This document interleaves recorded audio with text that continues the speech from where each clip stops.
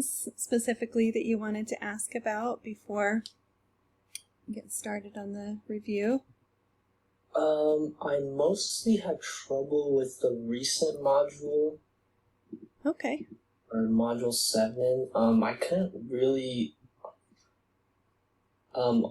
completely grasp the idea of radicals, and I also didn't get let me see what question it was. It was let's see. Yeah, do you have a question written down that you want to look at? Yeah. Okay.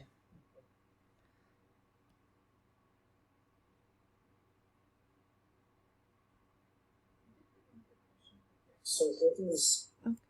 Okay. Wait just a second. You're just really quiet, Elizabeth. What were you asking? So I had a question on the extra credit. Uh-huh. I did the first 1.5 question last night, Mm-hmm. and I just wanted to see if it only gives you credit if you got everything correct.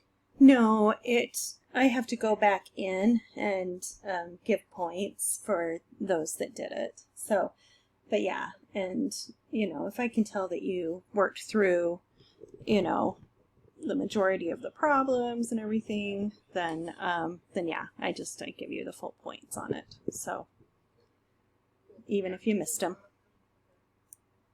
Yeah, it just went to 0, I think. Yeah, because that's what it says the points possible are. So we'll put that in, but then I'll go in and change it. So it will act as extra credit. So you can actually get that. All right, just 1 second. What is going on?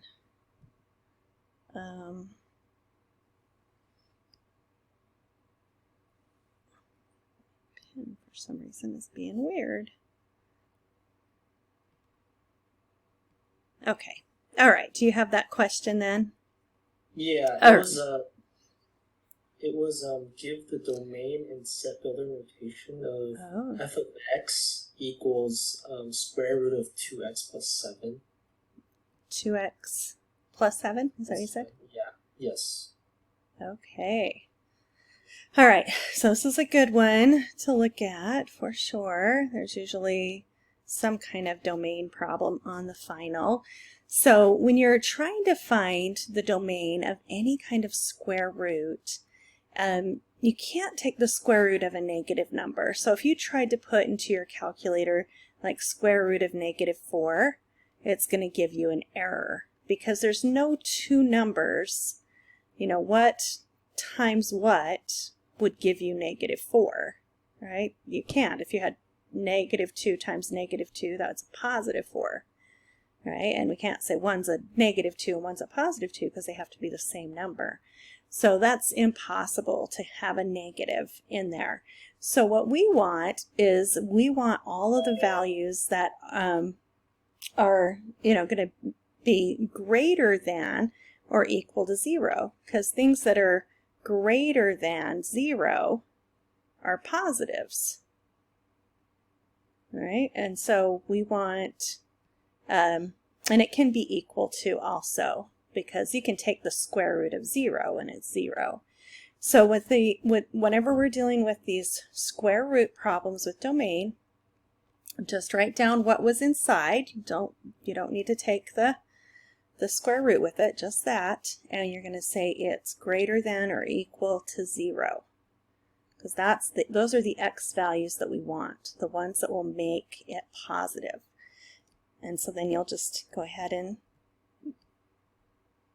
solve these like we talked about at the beginning of the course. And so we get x is greater than or equal to -7 halves. Did it say if it wanted it in a fraction or a decimal? No, it just says give the domain and set builder notation. Okay, and so set builder notation it looks a lot like this. So it's basically, we say x, and we have this inside a little squiggly bracket. All set builder notation is, and then we'll say x, and then we have this line that goes straight up and down And in math, that straight up and down line means such that. So x such that all the x's that we choose have to be greater than or equal to 7/2. And then that would be done. That would be your answer in Set Builder. Oh, okay. And just to be clear, I might have missed the point. So for the square root, you don't square both sides or anything to get rid of it.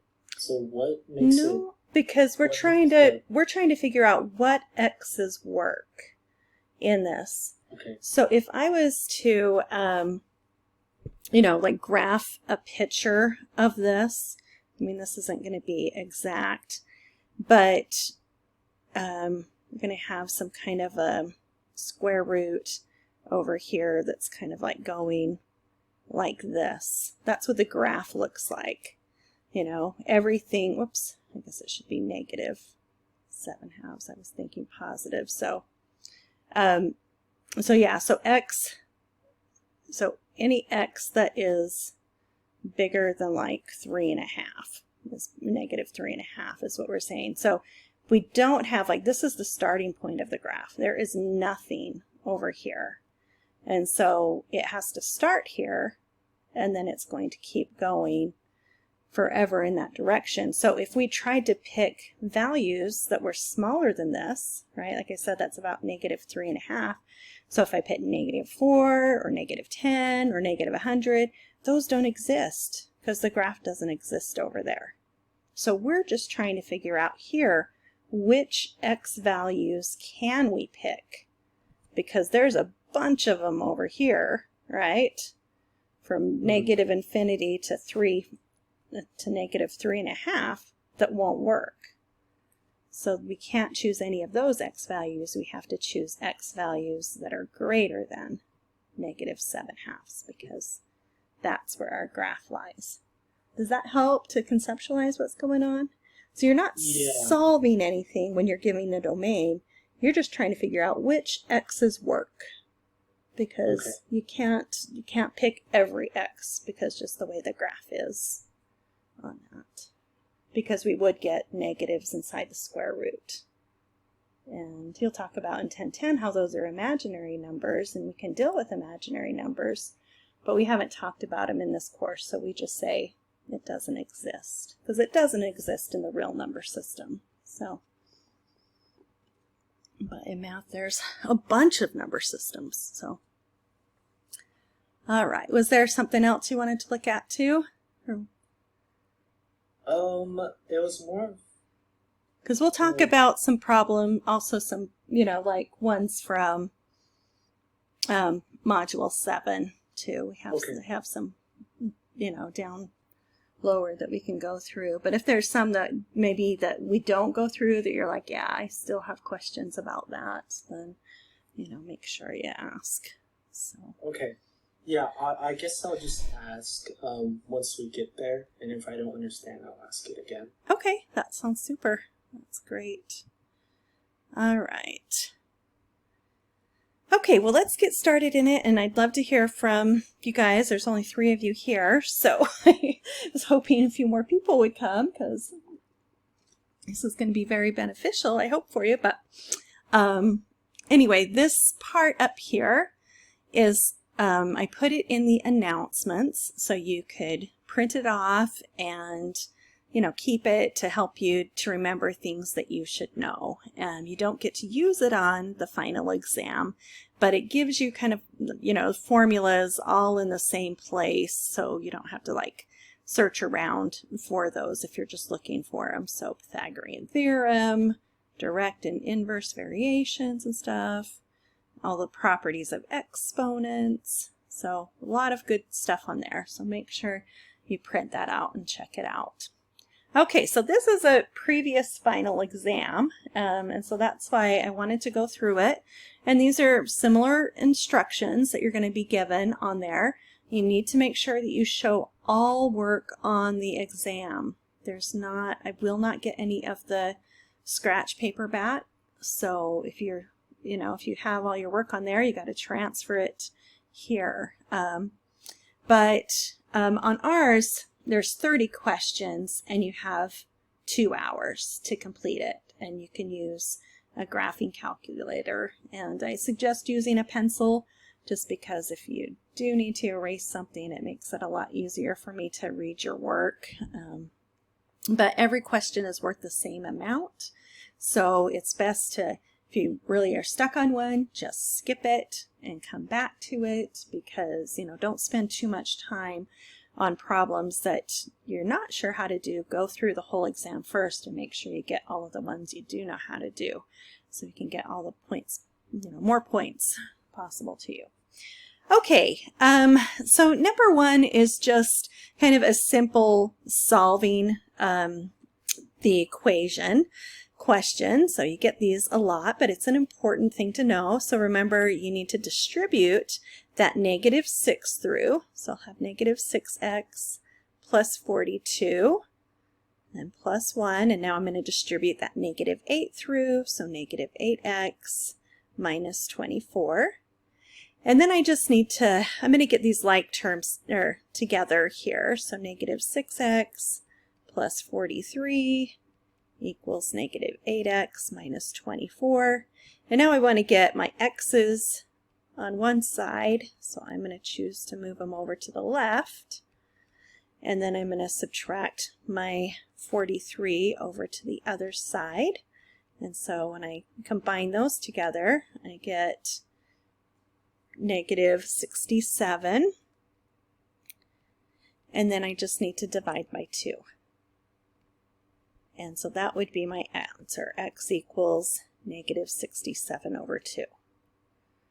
Okay, and oftentimes I'm kind of surprised on here it didn't say how to leave your answer, but if it doesn't say, you know, to leave it as a fraction and you change it to a decimal, I'll still accept it. But if it gives instructions and it says to change it to a decimal rounded to this many place values, then make sure you follow those instructions so you don't miss those points. Okay. All right, on this one, one with fractions is always a good one to understand how to do. And the easiest way to try and get, you know, to be able to solve these is to get rid of the denominators.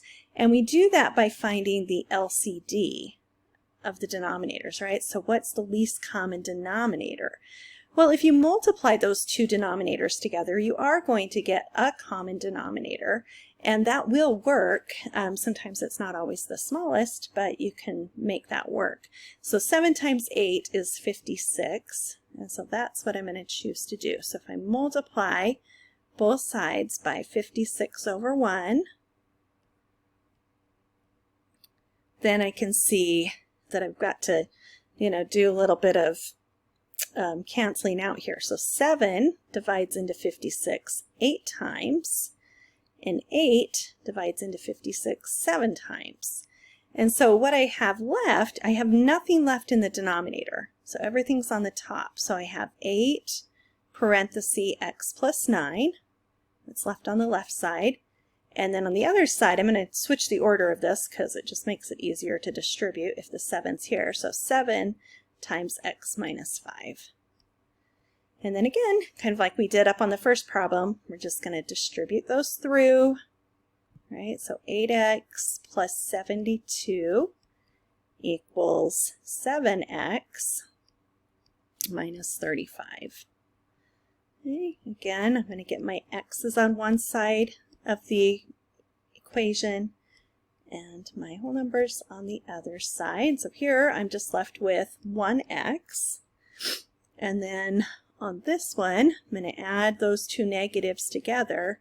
So negative 35 plus negative 72 is going to be negative 107, and then that would be my answer. And remember, with any solve question, you can always check your answer by plugging that back in. And, you know, so if you did negative 107 plus 9 divided by 7, you're going to get the same number if you take negative 107 minus 5 and divide it by 8. And so if it comes out to be a true statement, when you put that back in, then you know it's good.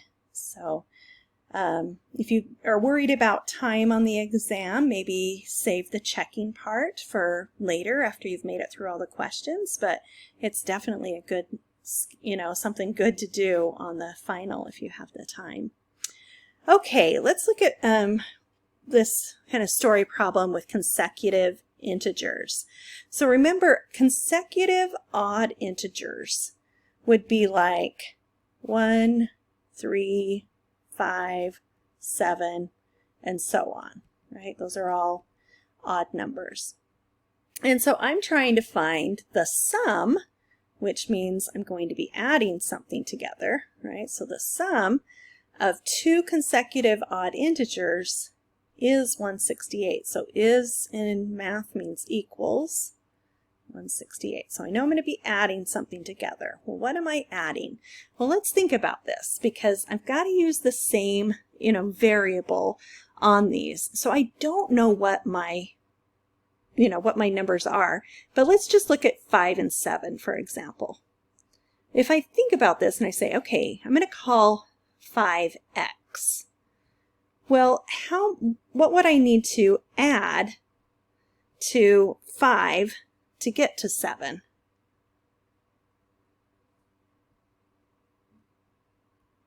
I'm just going to add 2, right? So, and do you see that happens every time? If I do, 1 plus 2, I get 3. 3 plus 2, I get 5. 5 plus 7.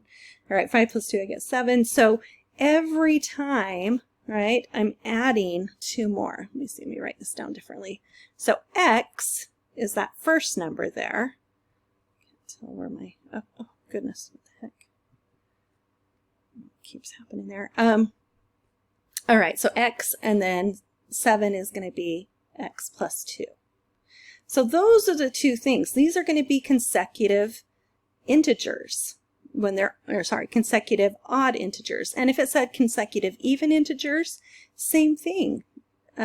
Even integers are also 2 away from each other, right? 2, 4, 6, 8. So it still would be x plus 2. All right, so we'll take that x and add it, because it said the sum, to x plus 2. And then it needs to equal 168. And then we'll just solve it from there. So x plus x is 2x plus 2 equals 168. Let's subtract the 2 over, and I get 2x equals 166. And when I divide by 2, what do I get there? 83. So let's see, because if I do 16 divided by 2, that's 8. 6 divided by 2 is 3. So x equals 83. All right, so that's the smallest integer. And then to find the one next to it, I just need to add 2 to it, all right? Because we said x plus 2 was the larger integer. So that would be 85. And then if I add those two together, I better end up with 168, because that's what it said they needed to add up to. So you could kind of do a simple check there and make sure that works out. Okay, and please speak up if I'm saying something or going kind of fast and you're like, whoa, wait a minute, Becky, what did you say there? Please speak up so I can answer any questions that you have. All right, direct variation, it shows up on the final exam quite often. So make sure you know those. So the formula for direct variation is y equals k over x. Or sorry, that's for indirect, inverse. And then y equals k times x is for direct.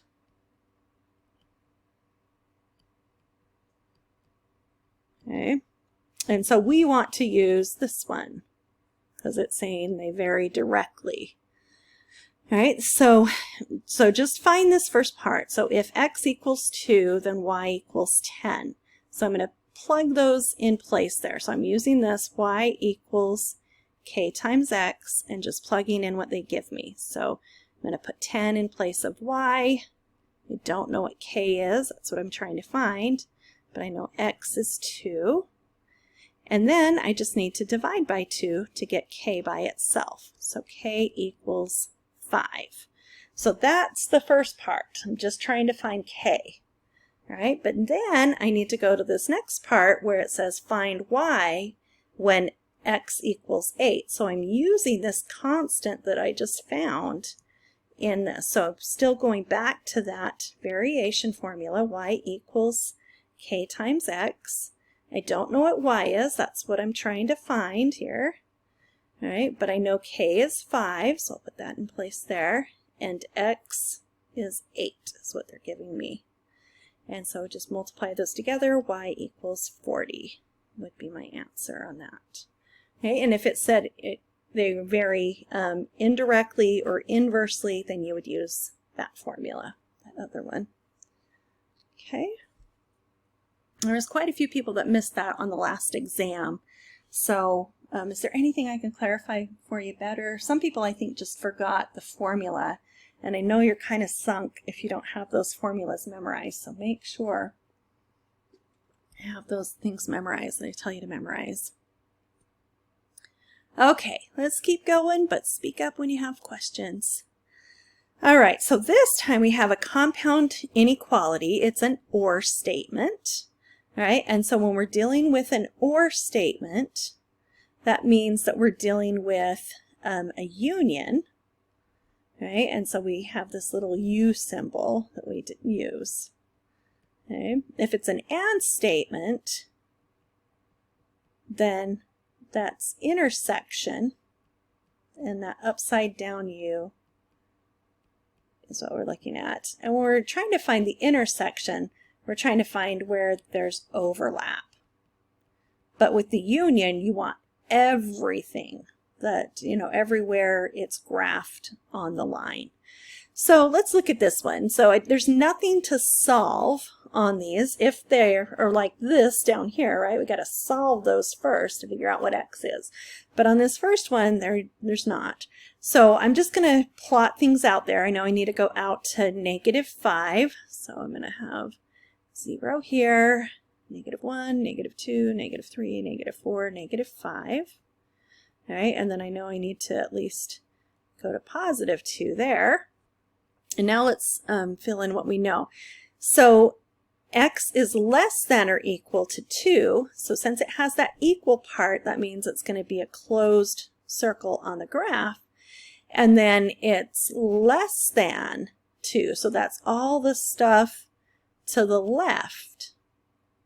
All right, and then on this one, x is greater than -5, so it doesn't have the equal to part.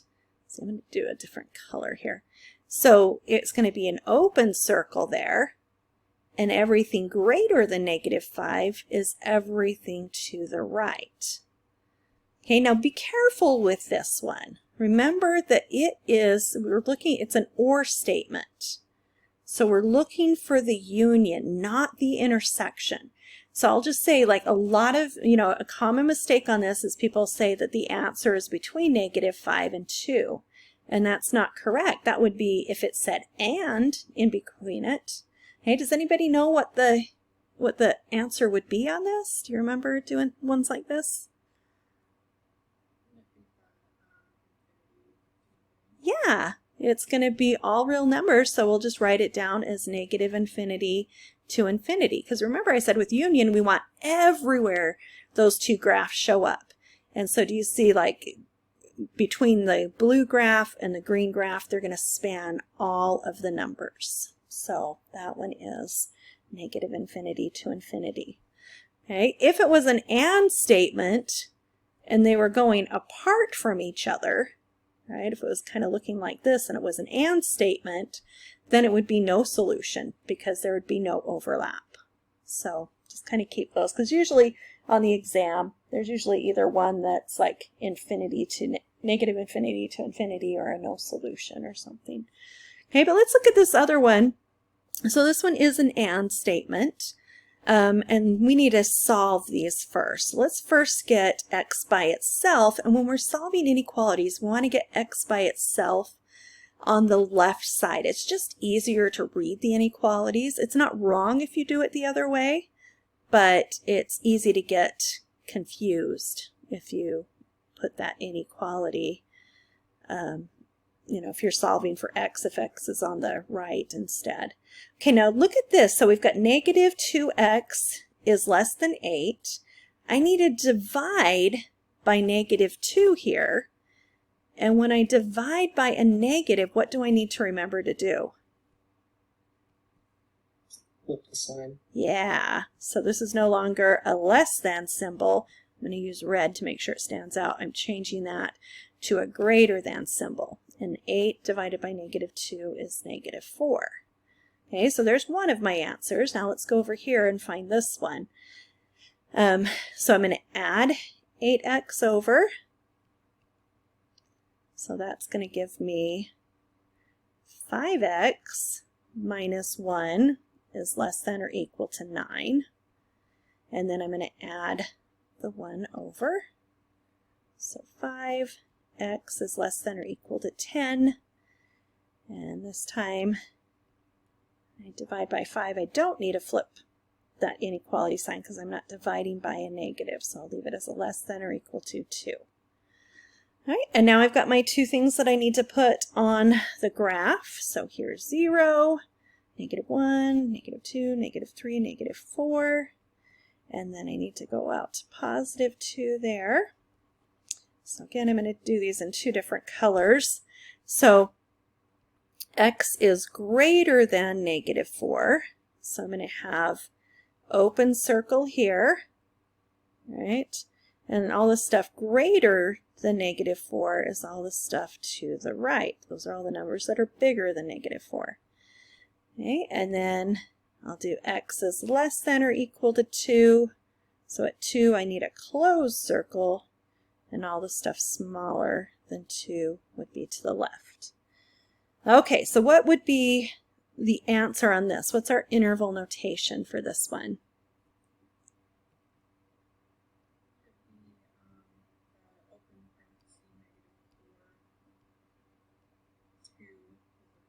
Yep, exactly right. Okay, so parenthesis, negative 4, comma 2, bracket.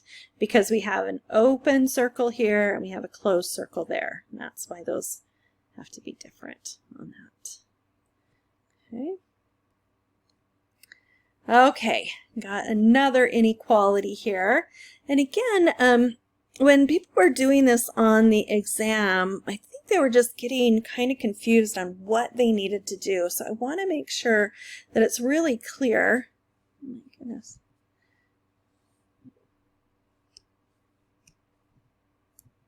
Don't know what's going on here. Sorry. No, that's not what I want. Okay. All right. Don't know why it keeps doing that today. It's really weird. Okay, so with this, we're trying to get x by itself in the middle. And some people were trying to do some crazy stuff and move things around, where they weren't getting x by itself in the middle. So if I'm trying to get x by itself in the middle, first thing that I want to do is get rid of that minus 6. So that means I'll need to add 6. And if I add 6 in the middle, I've got to add 6 on the left side and add 6 on the right side, right? Because this is an equation. There's not two sides of it. It's called a tripartite. There's 3 parts, so I need to make sure I do the same thing to all the parts. So I've got, if I add those two together, what do I get? Well, I guess I'm going to really be subtracting them, right? But negative 15 is less than or equal to 5x is all that's left in the middle there, and then is less than 4 plus 6 gives us 10. All right, but x is still not by itself in the middle. It's connected by multiplication with that 5, so to undo multiplying by 5, I'll divide everything by 5. Again, on all 3 parts. So here I get negative 3 is less than or equal to, and I just have x left in the middle, which is what I was trying to do, get x by itself in the middle, which is less than 2. And when I read this, okay, this actually reads, and it's going to be telling to help you figure out how to write your answer. This says x is between -3 and 2, including -3. All right, and so when I'm thinking about that, okay, so if I'm going to try and, write this down, I mean, you could graph it. It's not telling you to graph it, but if I was to graph it and -3 was here and 2 was here, all right, open circle on 2, and then closed on -3 because of those signs. And I just want the stuff that is between them. So the stuff that is between them is the stuff right here. So if I was to write that in interval notation, I would have square bracket, -3, 2, and then parenthesis. And these statements, these tripartites, are always and statements. So you're always going to end up with an answer like this. Like they're not going out to infinity, like ever, like they do oftentimes with the or statements. Okay. Questions you guys have thought of? Doing all right? Okay. All right, so with absolute values, I was really impressed. There was a lot of people that remembered that with absolute values, you have to start off by writing, and it doesn't matter if it's an absolute value equation or an absolute value inequality. Anytime there's an absolute value you're trying to solve, there's two different ways of looking at it. We need to deal with the positive case and the negative case. And what I mean by that is on this, we're going to leave everything inside that the same. So 5x minus 1, and then leave it equal to 13. But on this one, we'll leave the left side the same, 5x minus 1, and then change it to equals -13. Because I have to deal with both cases. Because remember, if I take the absolute value of like -3, that's 3. But if I take the absolute value of 3, I also get 3. So there's two different cases, right? Two different ways that I can get the same answer. So that's why I need to deal with when this 13 is positive and when it's negative. All right, and then we'll just solve these like this. So 5x equals 14. And then we'll divide by 5. So x equals 14/5. And again, if it doesn't say how it wants your answer, I'll accept it, as a decimal or as a fraction. And then when I solve this one, let's add 1 over this time. So I get 5x equals -12. And then divide both sides by 5. So x equals -12/5. All right, so with an absolute value equation, you should always end up with two answers. Okay, two answers. Write that down somewhere so you remember. See an absolute value, you've got to look at both the positive and negative way. You're going to end up with two answers. Okay, on this one, some people were kind of confused on what work you need to show on this.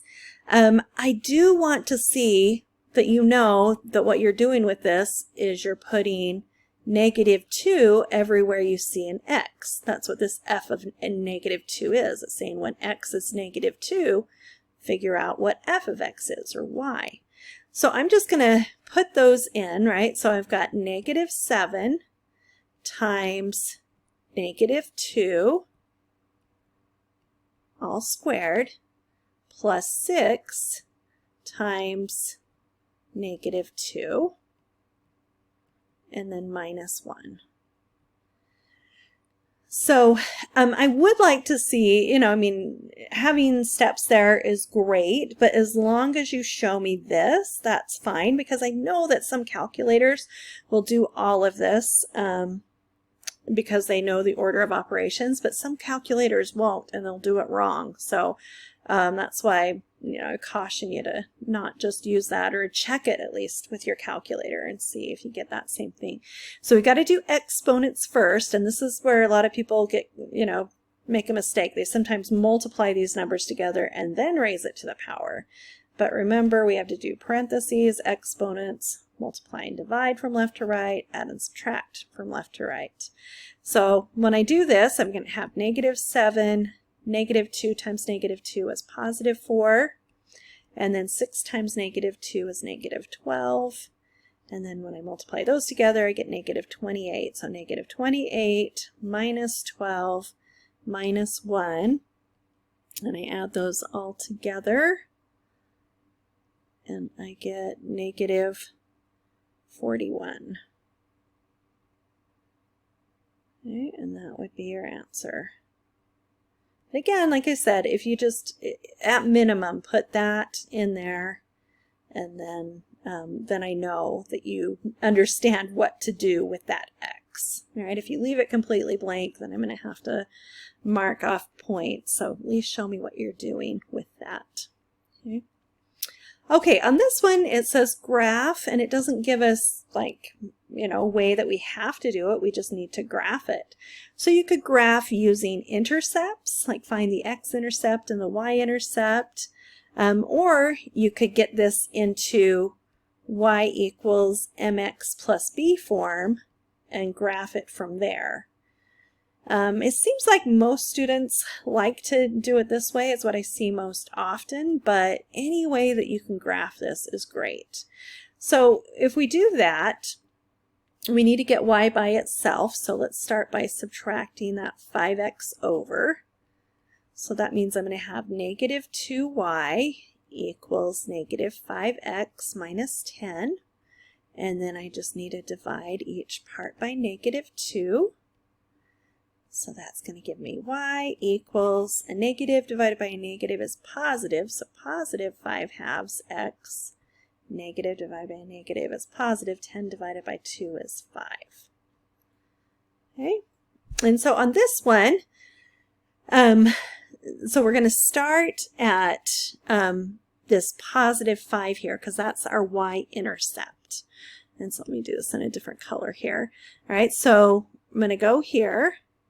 All right, but if I try and go up 5 and over 2, that takes me off the grid.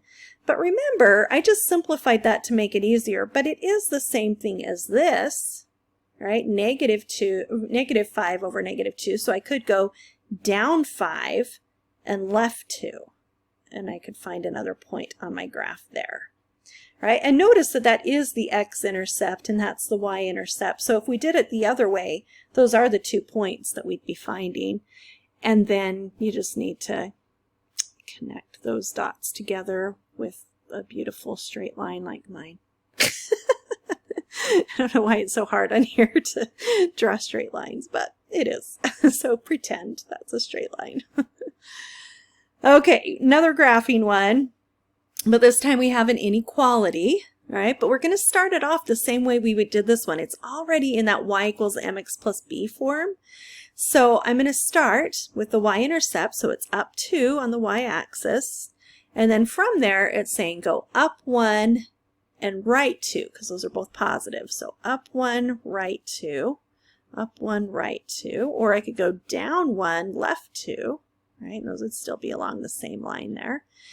And this is an inequality. It doesn't have the equal to part.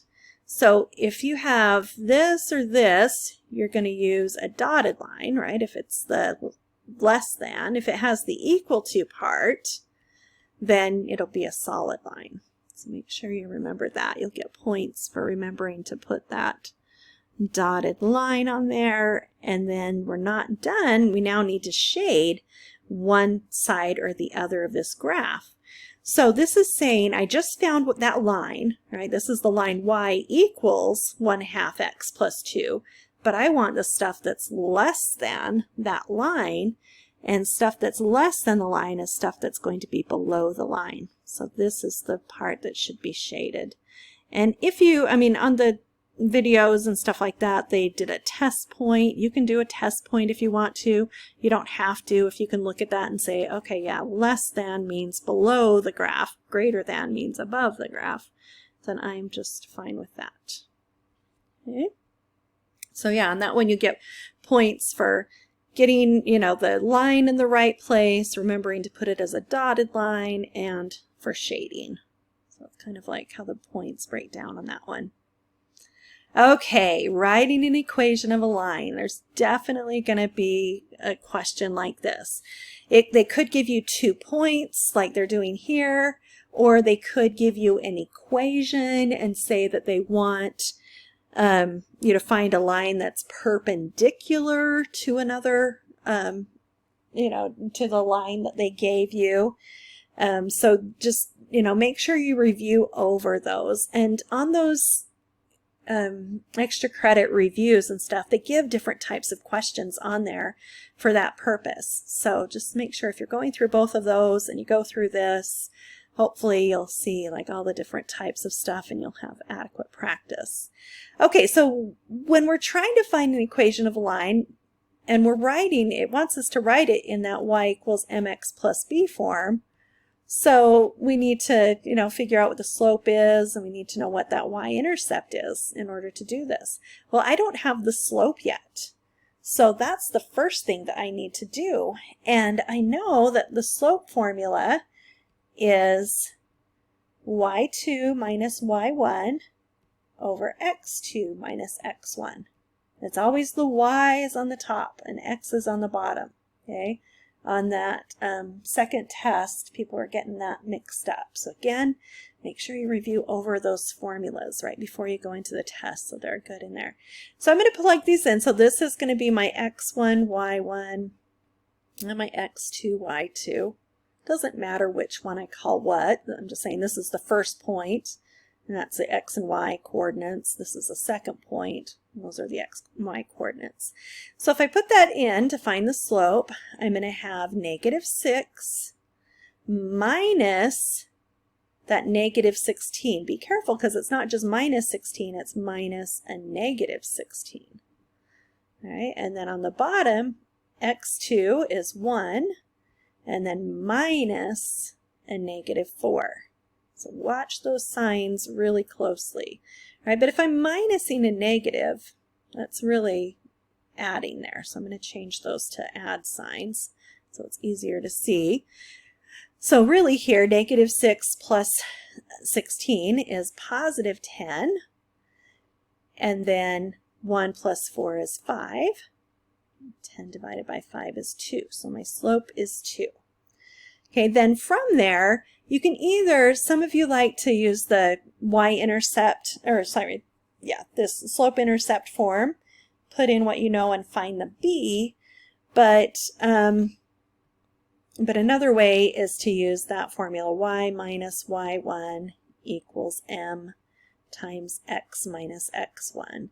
And I would say just use whichever way works best for your brain, okay? But I'm going to go with this one because I think that's the way most students were doing it. So y minus y1, which is -16, so remember I'm doing minus a -16, equals m, which is 2, just found that, times x minus x1, so I don't know what x is, that's my variable I need to keep there, and then x1 is -4, so minus a -4.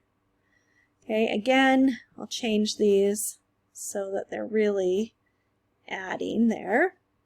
Make it a little bit easier. So this says y plus 16 equals, I'm going to distribute that through, 2x plus 8. Let's subtract that 16 over, because I'm trying to get it into that y equals mx plus b form. And so when I do that, I'm going to write it over here. Y is by itself over here equals 2x, and then -8 minus 16 is going to give me -8. So y equals 2x minus 8. Is that good, or do you guys have any questions there?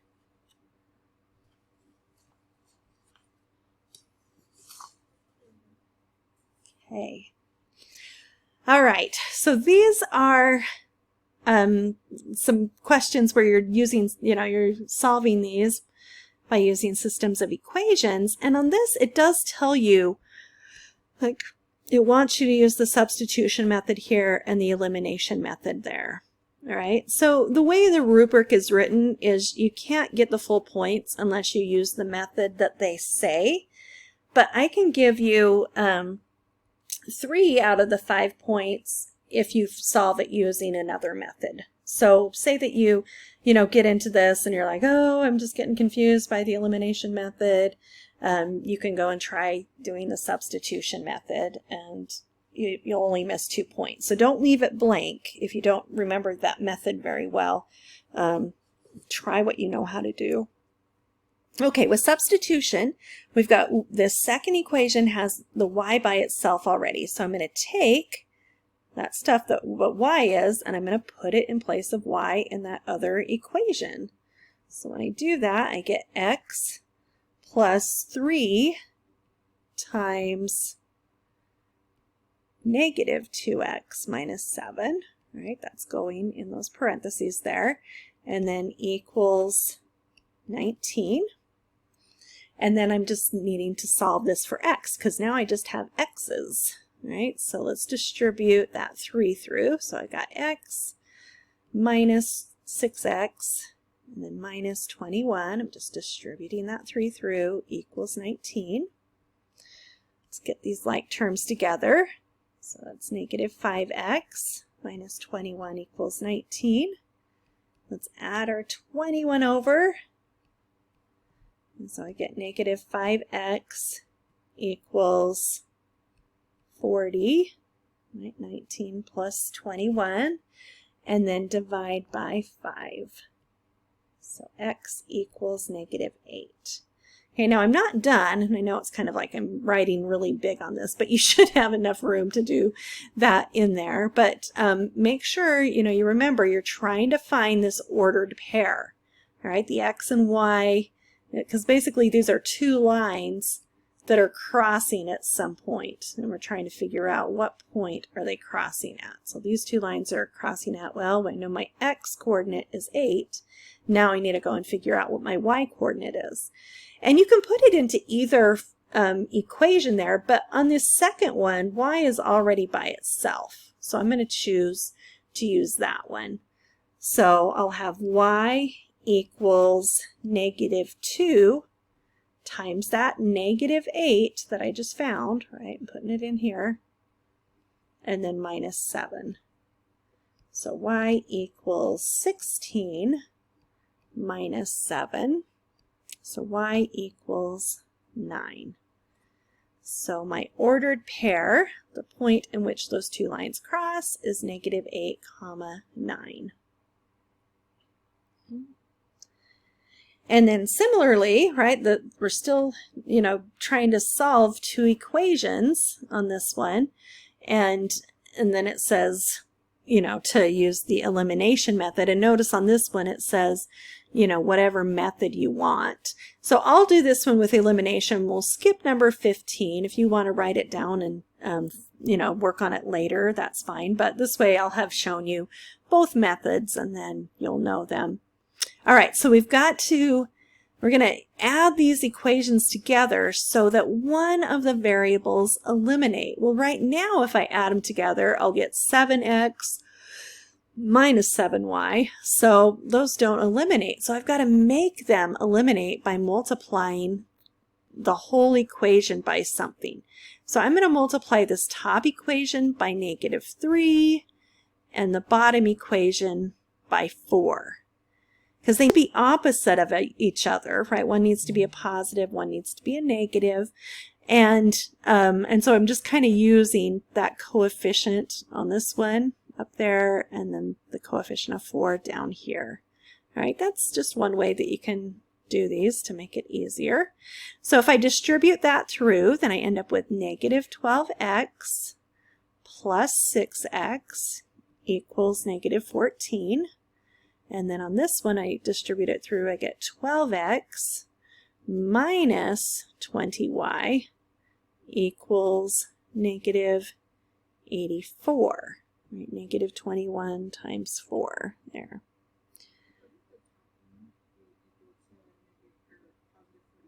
Yes, it is. I didn't even multiply that, did I? I am so sorry. Yeah, that was not good. Yes, so negative 3 times negative 14, it should be positive 42. Thank you. Okay, so now I can see that my x's, I can get rid of those, right? Those are gone. And then I'm left with negative 14y equals negative 42. I'm subtracting those two from each other. I'm left with negative 42. And then I can divide by negative 14 to get y by itself. So negative 42 divided by negative 14 is positive 3. So again, I'm trying to find this ordered pair where these lines are crossing. I know the y-coordinate is 3. And now I'm going to take that, plug it back into either one of the equations. I'll just choose the top one there. So I have 4x minus 2 times y, which we found to be 3, so times 3 equals negative 14. 4x minus 6 equals negative 14. Let's add the 6 over. So I get 4x equals negative 8. Negative 14 plus 6 is negative 8. And then I need to divide by 2. So x equals negative 4. So the point in which they will cross is negative 4, 3. Okay.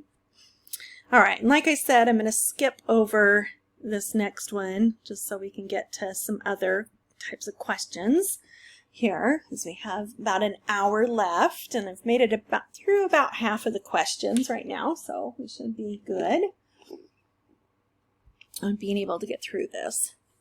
Okay, so this is a distance equals rate times time problem, right? So an airplane travels 720 miles in 3 hours with the wind, and the return trip against the wind takes 4 hours. What is the wind speed and the speed of the airplane in still air? All right, so those are the two things that I'm trying to find. Let's see what's going on here. Let's write that down. Okay, so the two things that I'm trying to find is the wind speed, so I'm going to call that W, and then speed of the airplane in still air. I'll just do P for plane, just to abbreviate that. Okay, so wind speed and plane speed is what I'm looking for. Now, remember, and I've said this before with things, when we're dealing with these winds or currents and stuff like that, we've got to be careful, because when we're talking about the rate is made up of the plane speed, right? So the speed of the plane plus or minus the wind speed. So it has to be the plane speed that goes first, because that's going to be a bigger number than the wind speed. If your wind is higher than your plane speed, then you're not flying, right? You're falling. So make sure you always set it up with this. It has to be the plane first and then the wind. All right, I like to set up a little chart. You don't have to, but sometimes it can be helpful. So like I said, we're going to be dealing with distance, rate, and time.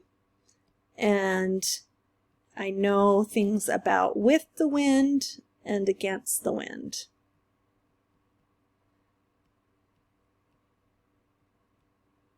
Okay, so let's just kind of write out what we know here.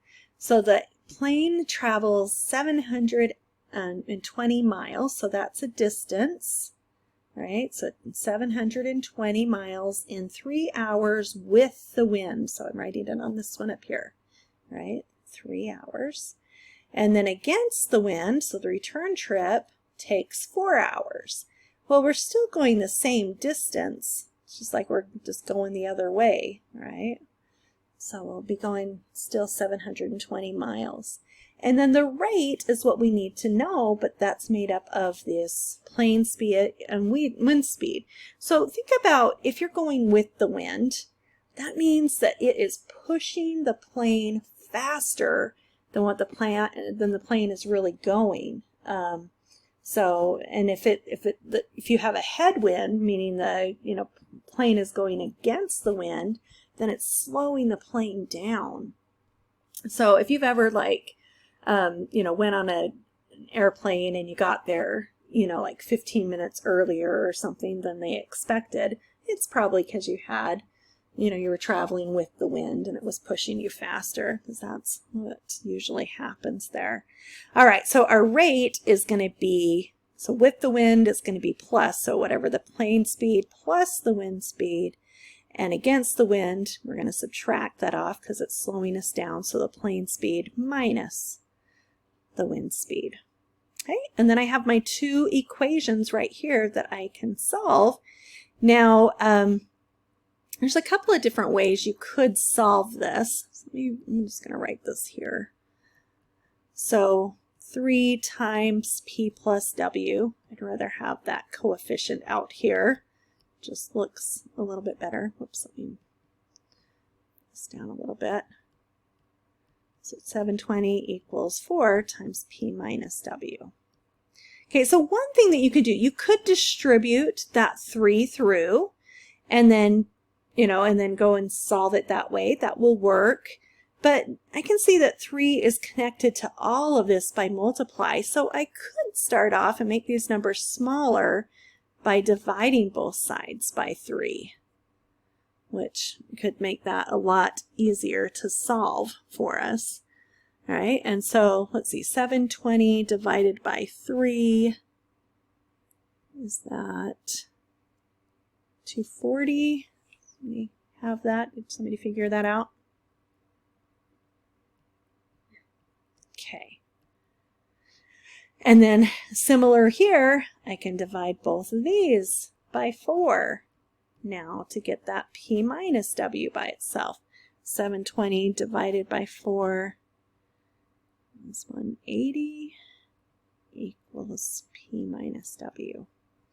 Okay, now, so these are the two equations that I'm going to use now to solve it, and it'll make it a lot easier. So 240 equals p plus w, and 240, sorry, I didn't mean 240 again, 180 equals p minus w. So do you see right now, like I could use the elimination method and my w's would just eliminate out. So that's what I'm going to choose to do. So let's add these guys together here. So that's going to give me 420 equals p plus p is 2p, and then divide by 2. So 420 divided by 2 is going to give me 210. All right, and again, this is the speed of the plane. So the speed of the airplane is 210 miles per hour. How am I going to find the wind speed now?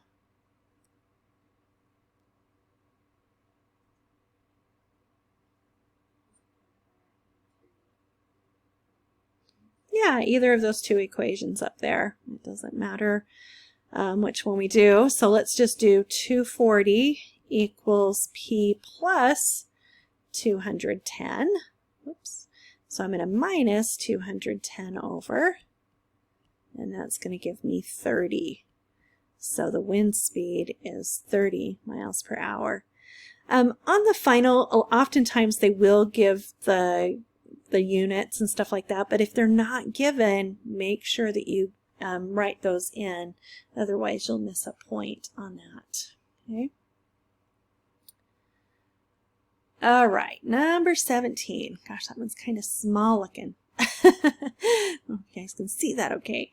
But this is properties of exponents. All right, so you got to remember, what we need to do with some of those properties of exponents. So the very first thing that I see here is I've got this 3 on the outside, right? And I've got a power raised to a power on this. So I want to distribute that power of 3 to everybody. So if I do that, I've got 6 to the 3rd power, because I've got to get that one a power of 3, and then y to the negative 3 times 3 power. Because when it's a power raised to a power, you're going to multiply those. Okay, and then on the bottom, I've just got y to the negative 2 power. Okay, and a couple of different ways you could take it from here. You could do -9 minus a -2 and see what you come up with there. But I like flipping things around. Like if this guy is unhappy upstairs, he's negative, I'm just going to flip him downstairs. Because remember, when you flip that, it changes the sign of the exponent. So both of these guys want to move, all right? But that 6 to the 3rd power is, you know, is just fine the way it is. So 6 times 6 times 6 is 216. All right, and I mean, definitely, like, make sure you use your calculator. I know in a testing situation, and sometimes it's just easy to make a little mistake. Like, use your calculator. It's there to help you. So, okay, and then I've got y to the positive 2 on the top and y to the 9th on the bottom. Okay, but I'm not done yet because I've got to get these y's together. So, and the way I like to think of it is I ask myself, where are there more y's? Well, there's more y's on the bottom. How many more y's are there than what's on the top? Well, there's 7. So y to the 7th power, right? So I end up subtracting those and putting it where there were more y's. And so that would be your answer on that. Okay, so make sure you go through those properties of exponents. You know when to add the exponents, subtract the exponents, when to flip them, when to multiply them, right? All of that fun stuff. Okay, so scientific notation. So to write something in scientific notation, remember our number that's in front of that times 10 to the something power has to be a number between 1 and 10. So I can't put my decimal before the 6 because that's smaller. It would be 0.6, which is smaller than 1. I can't put it after the 4 or after the 8 because those would be bigger than 10. So it's got to go between that 6 and the 4. And so when I'm looking at moving this, right, I'm saying, okay, I'm going to move it 1, 2, 3, 4, 5 places. All right, and notice that this is a really, like, it's a small number. It has a lot of digits to it, but 0.0000648 is a small number.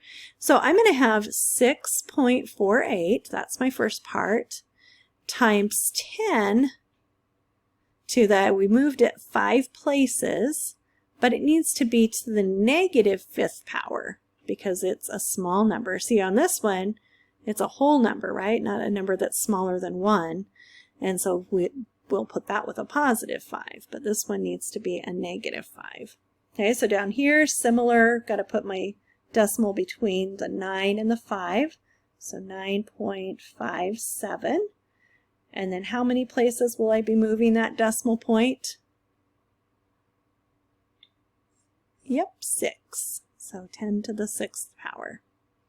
And those would be your answers.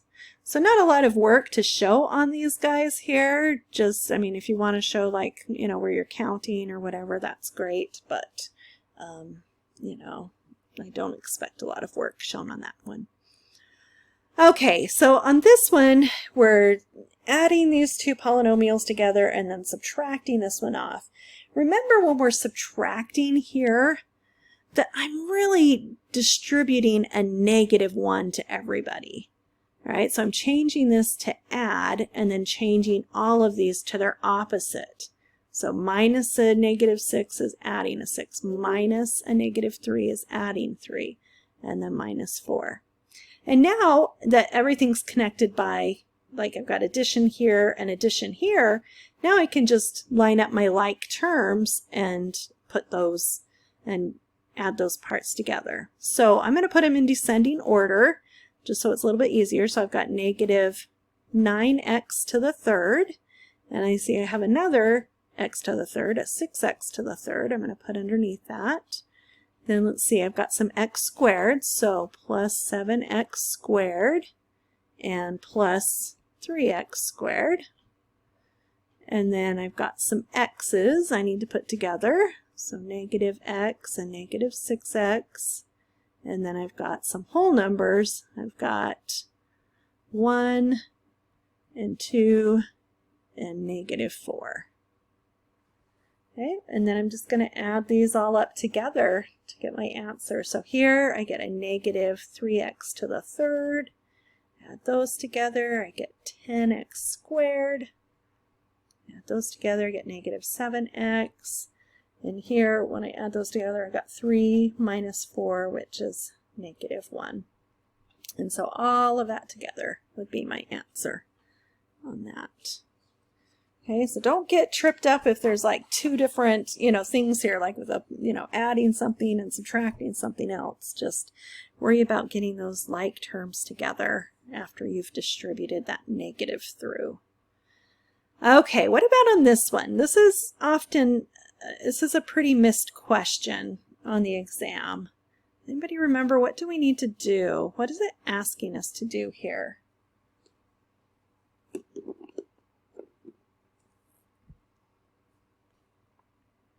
So what if I had just number, if I said 4 squared, what does that mean?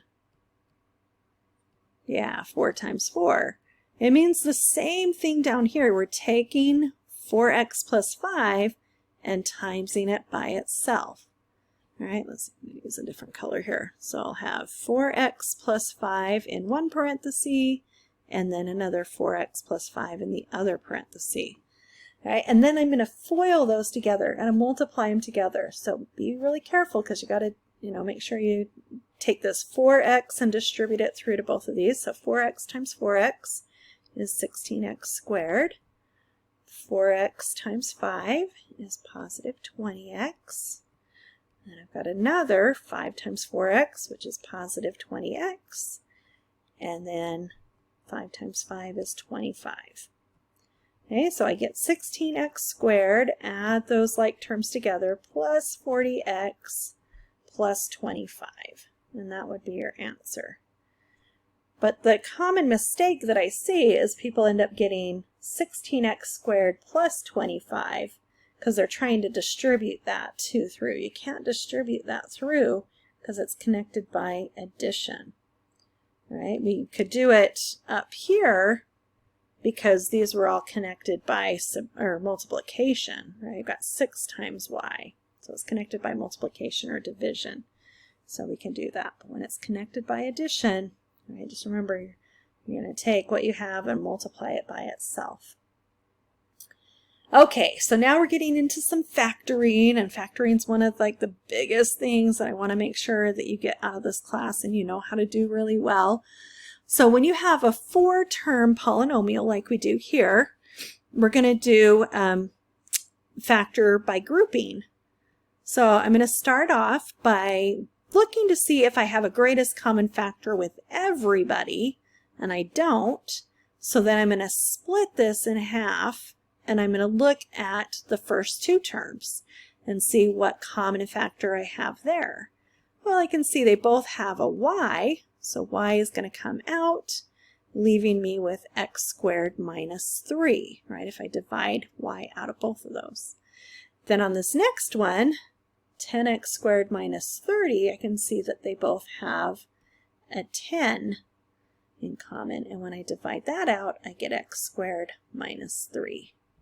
Okay, and you're not done at this point because factoring means everything's connected by multiplication, but here I can see, oh, that's a greatest common factor of both of those terms, so I put x squared minus 3 in one parenthesis, and then my leftovers, that x plus 10, has to go in the other parenthesis. And now that's done. And now that is factored. Everything's connected by multiplication, right? I've got all of this multiplied by all of this. Okay. And again, I'll caution you on, the final, I said this caution last time too, but, sometimes people just put, 3 answers were prime. There's no way we'll ever do that. And I would say very, very rarely like maybe 10% of the time, do they put a question like that on the final, because they want to see, do you in fact know how to factor? So I would, venture to guess like that all of them are going to be able to be factored. So make sure you keep that in mind. Okay, so with this one, again, we always want to start with greatest common factor. So looking at all three terms, can you see something that is common with all three of them? Yeah, so let's divide a y out of everybody. That's going to leave us with y squared plus 4y and then minus 45. Okay, and then you want to see if it can factor further than that. So my leading coefficient here is a 1. So that means that I know I'm going to be able to go straight to these parentheses. Okay, if that leading coefficient wasn't 1, then I'd have to make a 4-term polynomial, or whichever way you've learned to factor. But on this one, I can just put those in here. So I'm thinking, what multiplies to be negative 45 that adds to be, whoops, that does not look like a 4. Okay, that adds to be positive 4. So right off the bat, I think of 9 times 5 is 45, but I need it to be a positive 4, so that means my 5 would need to be the negative number on that. All right, so one parenthesis would be y plus 9, the other one would be y minus 5. And then that would be your answer.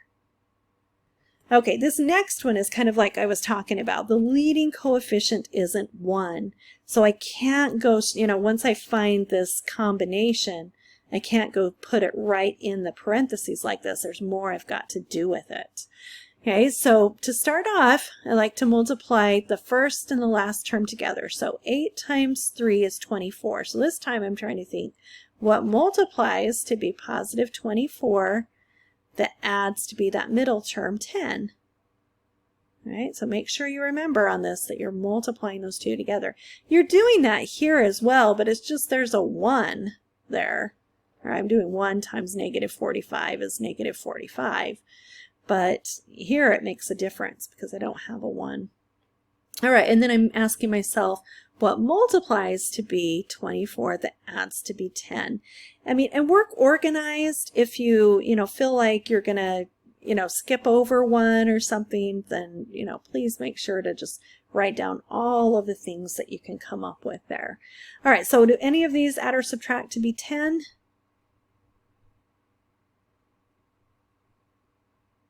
There's two different things, all right? If I subtract those two, I get 10. If I add those, I get 10. But only one of them is correct, right? If I had to subtract those, then that means I would be multiplying to get a negative 24, which I don't want. So I'm going to choose these because I've got to add them together. Because positive 4 times 6 is 24, positive 4 plus 6 is 10. Okay, so this is the part I'm talking about. So keep that first term the same, that 8x squared. But now I'm going to use this little winning combination here. And it doesn't matter which way I write it down. I'm just going to write it like I have it here. So 4x plus 6x, and then leave that last 3 there also. And now it's a 4-term polynomial. So the one, up higher that we did where we split it in half like this, we're going to do it that same way. So here I can see that 4x is a common factor, which is going to leave me with 2x plus 1. And then here I've got a negative, and I've got to be careful because I've got to make sure I take that negative out with it. And 3 is a common factor there. So I'm going to factor out a negative 3, and that again leaves 2x plus 1. These guys better be the same. If they're not the same, then you've probably messed something up with, what your winning combination is here, because those need to be the same. And so now I've got 2x plus 1 in one parenthesis, and then my leftovers are 4x minus 3 in the other parenthesis, and then that's done. Okay.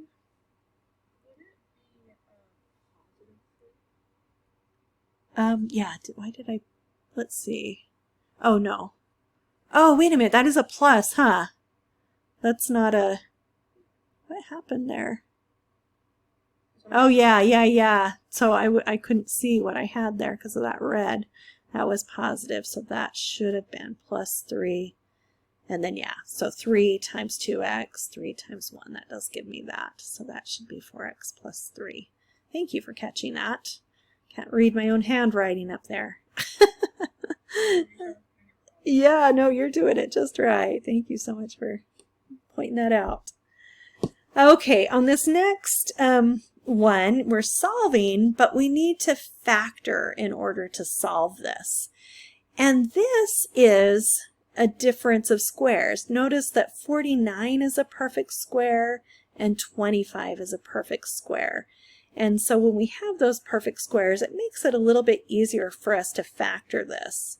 So basically, I'm going to kind of take the square root of all of that, right?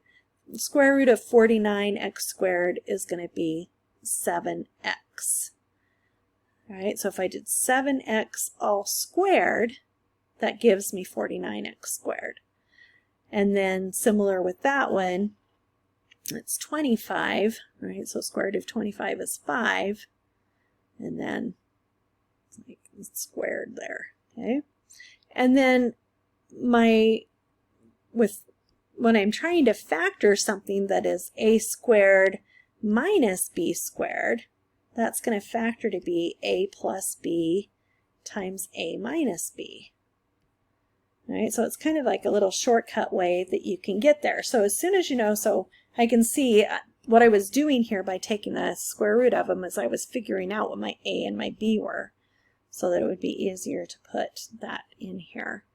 So I've got in one parenthesis 7x minus 5, and in the other parenthesis 7x plus 5. And it doesn't matter which one I put first or which one I put second. It's multiplication, so it's commutative, meaning I can change the order and I'll still get the same answer. Oh, whoops, we're not done. I factored it, but I didn't solve it, right? So we need to keep going. It's equal to 0 in this. Okay, so now to solve it, I need to set both of those parts equal to 0. So I put 7x minus 5 equals 0, and 7x plus 5 equals 0. And then I'll solve these like we've done lots of times. 7x equals 5, divide by 7. So I get x equals 5/7. And then similar, right over here, pretty much the same kind of thing, except we're going to have a negative there. So x equals negative 5/7. So those would be my 2 answers on that. So yeah, just make sure that you notice if it's saying to factor, or if it's solving, it will have it as an equation. You can't solve these guys up here because there's no equation, right? It's not equal to anything. So that doesn't mean it's equal to 0. Sometimes people just try and put like an equal 0 by those, but you can't do that. You can't just say it's equal to some number. You don't know what it's not equal to anything. So because it's not an equation. Okay, we're getting close, guys. All right, so here is where some people are saying, like, this is the last chapter, and so might have, some questions on these a little bit more, so please speak up if you, need some help on it. And I'm not sure if I explain this the same way that the book does and the videos do. I think they explain it the same way, but I like to, when I'm trying to simplify these. So I can't add these together yet, because if I wanted to add these, I have to have that radicand, the stuff inside the radical, the same. And so right now I can see, I've got square root of 80, and that can be simplified. So the way I like to simplify it is to do a factor tree. So I'm thinking, what times what is 80? Well, 8 times 10. 8 is 2 times 4, and then 10 is 2 times 5, and here 4 can still break down to be 2 times 2. All right, so I get 2 times 2 times 2 times 2 times 5. And so let me rewrite this down here. So I've got negative 7 square root of 5 plus 3. And then I'm going to write this all down with these in it just to, because I'm going to do something with the error. So times 2, times 2, times 2, times 2, and then times 5, right? So there's 4 2's inside there. And since it is a square root, right, they don't show you the index on a square root, but that's a 2 there. So that's saying I need 2 of the same in order for those to come out. So those 2's get to come out as a 2, and these pair of 2's get to come out as a 2. And when they come out, they multiply by whatever is out there. There's not usually a multiplication dot there, but that's multiplication that you're doing there. Okay, so let's see. Let's write this down. So I still have negative 7 square root of 5, and then plus 3 times 2 times 2 is going to give me 12, and then square root of 5 is all that's left there. All right, so now those radicands, the stuff inside the radical is the same. So now I can combine those numbers on the outside together.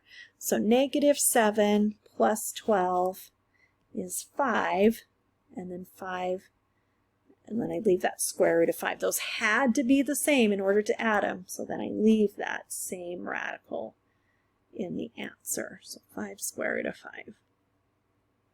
Okay. All right, on this one, we're going to multiply and simplify. Well, I mean, you can tell this is like a distributive property, right? It looks like something like this, right? Where we're just distributing through, but now we're just distributing radicals instead. So you've got to think about those rules with this square root specifically on this one. So I can only multiply radicals with radicals and whole numbers with whole numbers. All right, so when I'm multiplying these two together, I can't multiply the 8 and the 3 together because the 8 is not inside that inside a square root. So when I multiply those together, I just get 8 times the square root of 3, and I just leave it like that. And then on the next one, I'm doing square root of 3 times square root of 3. There was a subtract sign there, so minus square root of 3 times square root of 3 is square root of 9. Right? And then this square root of 3 can't simplify anymore. If it did, I'd want to do that. Oops, that square root looks really weird. And then minus square root of 9 is just 3. So there's nothing more that I can combine there together, so that is done. Right? Because remember, they have to have the same radical like we had up here to add them together. This guy doesn't even have a radical, so I can't combine those together anymore. Okay, so solving equations, right? So this is an equation. I first have to get that radical, that square root part by itself. So say that there was like some kind of like 5 minus and then square root of all of this. Well, I'd have to like add that 5 over first. Well, actually I'd be subtracting that 5 over. But yeah, I mean, we don't have that on this one, but I'm just trying to warn you if there is anything else, make sure you move that over first. Okay, but once you have it by itself, then how do you undo square rooting something?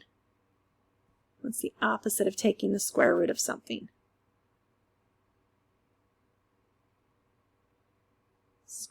Yeah, squaring it, right? So that square root, maybe I'll use red. That square root and that square undo each other.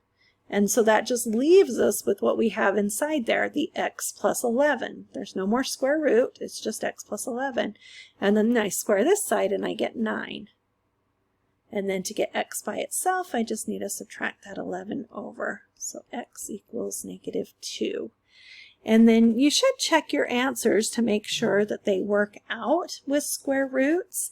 It's not telling you on here that you have to check it, but I always say, like, at least do like a check in your mind. If I did negative 2 plus 11, that's positive 9. Square root of positive 9 is 3, and that's what we had there. If we're looking at just the black stuff that was the original question. All right, and so that does check out, and that's a good answer. So I will keep it. Okay. All right, just got 2 more questions here, and then if there's other questions you want to look at, we can. All right, so with this one, when I have a right triangle and I'm trying to find the length of one of the sides, I'm going to use the Pythagorean theorem. So make sure you have this one memorized. So a squared plus b squared equals c squared. So with this, my a and b are the two sides that are connected to that right angle. All right, and it doesn't matter which one is A and which one's B, but this longest side, that diagonal side, is always my C. Always, always, always. Okay, so I'm going to put this in. I'm just going to say that this is A and this is B. I'll just put them in accordingly. So I'll have 9 squared plus x is what I had there. So x squared equals, C is 15, so 15 squared. Okay, well, let's figure these out. So 9 squared is 81 plus x squared, and then 15 times 15 is 225. All right. Okay, then we'll minus our 81 over. So then I get x squared equals 144. Am I done? Nope, I haven't figured out what x is yet, right? I know what x squared is. And how do I undo squaring something? Square root. So I need to take the square root on both sides. So square root of x squared is just x. And the square root of 144 is positive 12 and negative 12, but we're dealing with the length of the side, so we only want the positive one on this. And make sure you remember your labels on it. It doesn't give you those labels. So x equals 12 feet would be my answer on that. That's what I need. Okay. All right, now somebody asked at the beginning about the domain, but the domain that we talked about before was with a square root. With this one, we have a fraction. Let me write it out again because that one looks kind of weird. So it is saying 1 over x plus 6. Okay, so what do we know about, so this is a fraction. It's division, right? What number can we not divide by?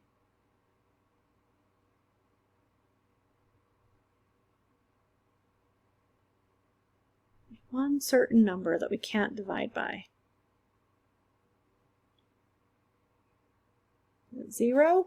If you try and put 3 divided by 0 in your calculator, it'll say undefined, right? So that means the denominator can never be 0. So on this type, I'm going to take what's in the denominator, so I'm not even going to worry about what's on the top. I don't care with what's on the top. I'm just dealing with this. And I'm saying x plus 6 cannot equal 0. All right? It can't equal 0 because if I end up with a number here that's 0, the whole thing is 0, then it's making me divide by 0. So it can be any number except that one number that makes you divide by 0. Well, what's that one number? On this one, it's going to be x cannot equal negative 6.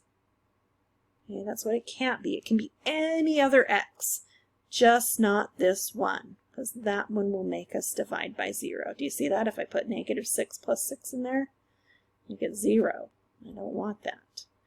Okay, so if I'm writing it in interval notation, let's think about a graph just really quick because I think it makes it easier to write the interval notation. So I'm saying, okay, here's negative 6, and I'm saying it can't be that. So there's like a hole in the graph here, and I'm saying it can be anything smaller than negative 6, and it can be anything bigger than negative 6, just not negative 6. All right, because if I put, negative 5 in there or negative 7 in there, that's okay. Those will give me good answers. Negative 5 plus 6 is a 1. I can divide by 1. Negative 7 divided by 6 is negative 1. I can divide by negative 1. I just can't divide by 0. Okay, so when I'm writing this down in interval notation, start from left to right. So this is going out to negative infinity. and then up to -6, but not including it, right? I put an open circle there because it can't be that number. And then union, and I want all the stuff bigger than -6. So again, another parenthesis, -6 to infinity. And that is your answer in interval notation. Okay. All right, so those are all of the questions that, I went through. So this is like I said, it was a final exam in past years, so it's a good one to look at. But so were the ones that I put on in Canvas, those practice exams. Those were also exams, actual final exams in the past. So it's good to take a look at those just so you can get an idea of what kind of questions were asked. And you'll probably see there's quite a few of them that, might be the same from year to year, or semester to semester. So those might be worth looking over a little bit more, because it's oh, I see on this one, every single time it told me to write an equation of a line. So whoops, I better know how to do all of that. And then, on all three of them, it wanted me to do some solving by elimination, so I better know how to do that, and so on. All right, what other questions do you have that I can help you with before we go here today? Did you? I had a few questions for the 35 question extra credit that you have. Okay. I always struggle with the story ones that are like green marbles, blue marbles. Okay. Yeah, let's do one like that. All right, so what does it tell you on the question that you have? This one says, bag is full of green and blue marbles. Okay. There are 95 marbles in the bag. If there are 11 more green marbles than blue marbles, find the number of green and blue. Okay. All right, so we know, so when I write my equation on this, I usually like to, kind of break it down. So I know there's going to be some green marbles, right? Plus some blue marbles. And I know together they're going to equal 95. Okay, but there's a relationship between these two things, right? So I've got to write it with, one variable. So this last one here, so when it says 11 more green than blue, right? Blue is going to be what my, what I'm looking at for my x. So, so 11 more green than blue. So if blue is like x, right, then I'm going to say however many blue I have, my green is going to be whatever the blue is plus 11. Does that make sense? So I always am going to identify this. And usually that last, thing when it says 11 more green than blue, that's the one that you make your X. And then you think, okay, what's the relationship between those? Okay, well, I don't know what blue is, but if I add 11 to it, I'll get how many green there are. Okay, so I've got X plus 11 plus X equals 95. All right, and then just combine those x's together. So 2x plus 11 equals 95. And let's subtract 11 over. Give us 84. And then I just need to divide by 2. So x equals 42. And so that is the number of blue marbles that I have. All right, so I got to be really careful, make sure I'm, being really clear. So 42 blue marbles. So how do we figure out how many green marbles there are? Yeah, so let's add 11 more to that, which gives us 53. So 53 green marbles. Does that help? Yeah, that's perfect. Okay. And then if you just found it in 1 minute, I'll put 2 other questions I was struggling with a little bit. Yeah, you bet.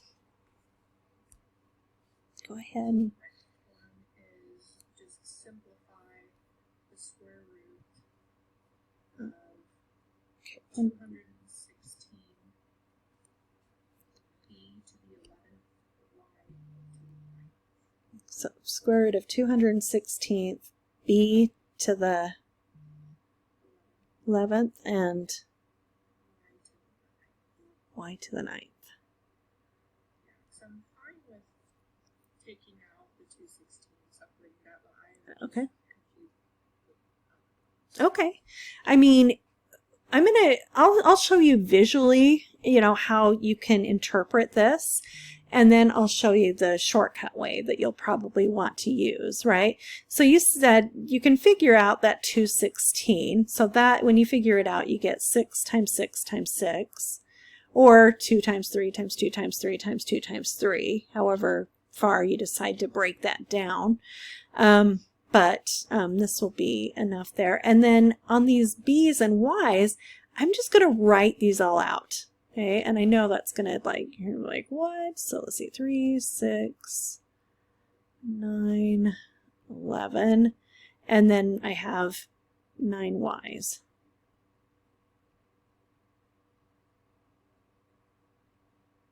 Okay, and since this is a square root, right, everything's coming out in groups of 2.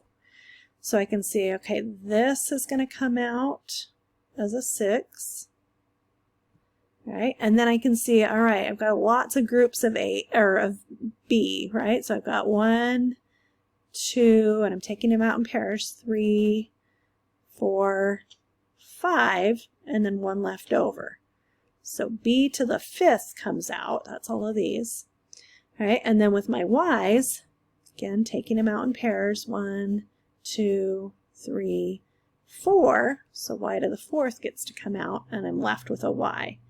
All right, so do you see it? So the stuff that I put in red here is the stuff that gets to come out. So I have 6, B to the 5th, Y to the 4th, and then stuck still inside the square root is 6, B, and Y. Those guys didn't get to come out. Okay, so the shortcut way of doing this is just looking at it and saying, okay, how many times will 2 divide into 11? Well, it goes in 5 times with 1 left over. So do you see where that 5 and that 1's coming from? And then same thing on this, 2 can divide into 9 4 times with 1 left over. So that's kind of the shortcut way to do them, because usually on the exam they ask something like this. Sometimes they'll be really big numbers. You don't want to have to write out 42 X's, right? Or something. So understanding that shortcut way is good, but sometimes I see people do it this way, just because they want to double check and stuff. And I don't care how you find it. Whatever works best for your brain is always what I want you to use.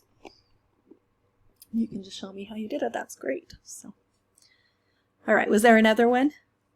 Yeah, there's just one more. Okay. So this one is the absolute value Okay. of x plus 12 all over 4. Okay. Uh-huh. And then It's greater than 4. greater than 4. Yeah, and then the fractions all absolute value. Oh, the whole thing's an absolute value? Yeah. Like this. Okay. Okay, yeah, that makes a difference on how we're going to solve it. So since the whole thing is inside there, we can start right off with making our 2 equations. Okay, if it wasn't, we'd have to get rid of that 4 first. We'd have to multiply both sides by 4, but we don't do that first. We're going to write our 2 equations down. So the absolute value part's by itself. So I get over here, x plus 12 divided by 4 is greater than 4. But then on this one, I'll still keep that x plus 12 over 4, but I need to change it to a negative 4 And I have to flip that inequality sign. It's not longer greater than, it's less than. Okay, so I've got to remember to do those two things when it's an absolute value with an inequality. And then from here to solve them, right? So to undo dividing by 4, all times by 4. So that gets rid of those. And then that leaves me with x plus 12 is greater than 16. And then I can subtract the 12 over. So x is greater than 4. And then on this one, same kind of thing. But I'm going to multiply. So let me do it in a different color here since I have that one as red. So this time I'm going to multiply both sides by 4. Those 4's divide out, leaving x plus 12 is less than negative 16. Okay, subtract that 12 over. So x is less than negative 28. And then, I mean, I would highly suggest that you put it on, you know, like, even if it doesn't say to graph it, I would graph it just to make sure that you have it straight in your mind. Because remember that this symbol right here is telling you whether it's an and or an or statement. Sorry, I don't know who is exploding my phone, but I'm sorry if you can hear all of those. So let's graph this on here. So I've got negative 28 is somewhere down here, and 4 is over here. All right. Oh, but sorry, going to this. So this is a greater. All right. So remember I said you can think of it as greater or less than. So this is an or statement. So I want everywhere both of these graphs show up. So x is greater than 4, so open circle and everything bigger than it. X is less than negative 28, open circle and everything smaller than it. All right, and so I want where all of the graph, right, all that green graph is, so it would be negative infinity to negative 28, union, parenthesis, 4 to infinity. And they're both parentheses here because it's an open circle, right? Because it had just the greater than. If it said greater than or equal to, then we'd use those square brackets. Does that help? Or what other questions do you have on that specifically that I can help with?